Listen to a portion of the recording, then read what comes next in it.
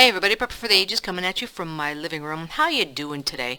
Thanks, by the way, for all of the words of advice from for me getting that oil filter off of my lawnmower. Yeah, that little tool that I had that I was using, yeah, that didn't work. That didn't work. And I was told, no, what you have to get is one of these, and it's the tool that has the little band that goes around, and you're supposed to wrench it off. And I watched the YouTube video.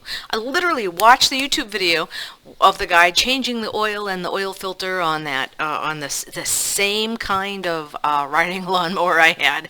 And he does the oil thing, and he goes around the other side, and he goes, okay, well, here's how to you just take the filter off. And I should have realized posthumously that the guy must have used a tool to loosen it up before he went around, because he just hand loosened it. It's like, oh yes, yes, hand tight.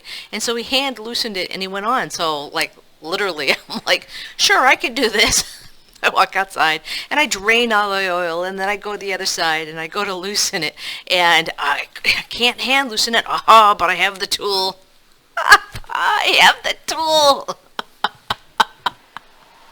So I use the tool, and I'm like, maybe I'm not using it right. And because it's the way the oil filter is, you have just a little bit of leeway to work in. It's just like a few inches with the tool, and then you have to loosen it and try to tighten it again with that little, oh my God. I just thought I was doing something wrong, but no. A little more Googling, and everybody has problems with it. So, I, went around the internet and looked and looked and looked, and I said, okay, what would a professional do? And basically, in a nutshell, the other YouTube videos were, well, if first it doesn't come off, use a bigger tool.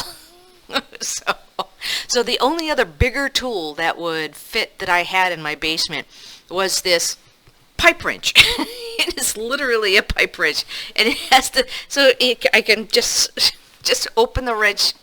I could barely fit it in there because it was so big. I could barely fit it in there, and it wouldn't seat right and stuff, so I had to really wrench it down. And get a good grip on it. And then I reached over and took the end of the pipe wrench, and I went, and then it clinked against the frame of and then I had to unfasten it, and then reposition it.